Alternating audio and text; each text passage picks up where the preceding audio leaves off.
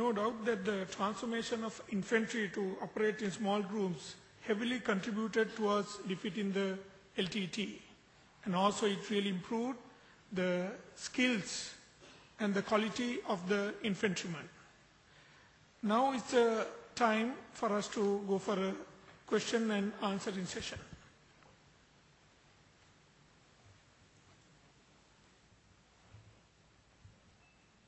Anyone wants to clarify on training or logistic supplies? Yes, sir. Mr. Chairman, I'd like to ask Ralph about this. I mean, it's such a very interesting and innovative idea. What sort of command and control structure did he have? Because I think at that level, and fighting sort of hand-to-hand combat, how were they supported? What sort of command and control structure was there to help them in the field? So we worked through the same command and control structure of the company, command and through the platoon command into the teams. So we had, in fact, something like initially 24 teams. This is before. What we did was we built a concept and we trained certain person, which was actually something like 24 teams per battalion. Now this was controlled initially. These teams were controlled by the company commander. We had a particular company commander to look at these teams. This was initially. But as the concept caught up, it became a part and parcel of the infantry. It was not just these teams. So then we found it easy to work through the chain of command that existed, that was battalion command, company, and platoon. Which means also that the sub-unit commanders, the platoon commanders, down the chain of command, would have had to have the same sort of training. Yes, they had, but it was not the company commands. They had. But we had problems with the company commanders because some were already captains. We did train a few, but I would say just 50%, not even 50%, actually trained to become small groups. The others became small groups. So, as I said, the tendency is to try to look for the perfect infantryman. Now, always we try to develop something like or emulate special operations. Now, when you look at the guerrilla, he offsets all this with his knowledge of the ground and his freedom of action. He decides when to fight and when not to fight. It is these things, actually more than training. Now let us, towards the latter part of the campaign, I think, we encountered some LTT cadres who were 20-day trained. And even towards the latter part of it, it was much less so. And some of them, there was those elite units that were good. Imran Pandiam and all, when they were at their peak, yes, they were very good units. But basically, I think we could have managed it all, and we did manage it all. Have I answered? Yes, Professor Gunnar.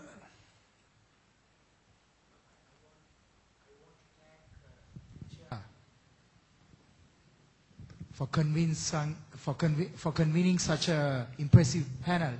My question is directed towards Dr. Munasinghe, who is commanding the medical corps.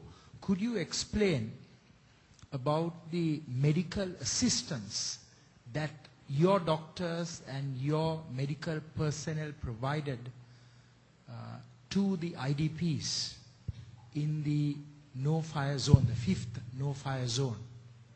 Thank you. Yeah, those who were evacuated to the military side, that is the 5-8 division, 5-5 division, and 5-9 division. they were treated at our MDSs. They were directed to our MDSs. All medical surgical cases are initially treated at our MDSs and then transferred to respective hospitals in Vaunia, Anuradhapura and Kandy. I understand that the quality of the degree of medical assistance that you provided to the IDPs, it was the same quality of medical assistance you provided to your own soldiers. Is that correct? Yes, very correct.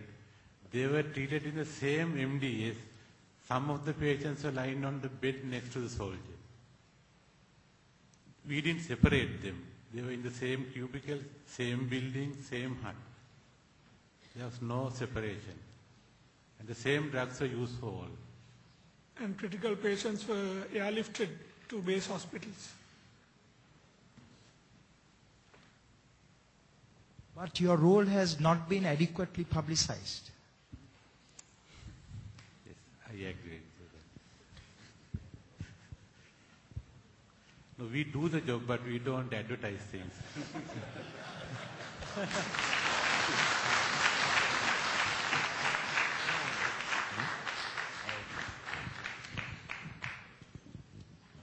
Any more questions?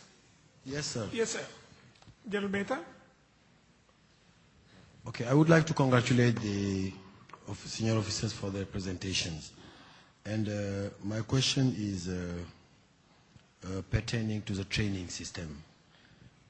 I understood that the SIOT, system of organization, derived from previous experiences. And one thing that adds values to the SIOT is the belonging of the personnel recruited from the local areas, if I got the presentation right. And my question is, in that case, how did you recruit those people or those soldiers for the SIOT, especially in the time previous to the humanitarian operation when the LTT was occupying the eastern and the northern part of the country? Thank you very much. Right. Sir, I think you misunderstood it. These were not the youth from the areas that the LTT controlled, where we could reach there. In fact, I remember we on many occasions we have attempted to recruit even Tamil youth. We wanted to have particular battalions like the Madras Regiment and all that you have, but no one joined. So they were always welcome to our army and to our armed forces. It's a pity that we couldn't do it very much earlier. But no, we did not recruit Tamil youth from the Tamil areas. Have I answered it? Yes, I'm referring to the Sinhalese youth in the village. In fact, we have several experiences in some African countries where we have some rebellions, where the rebellion is, for instance,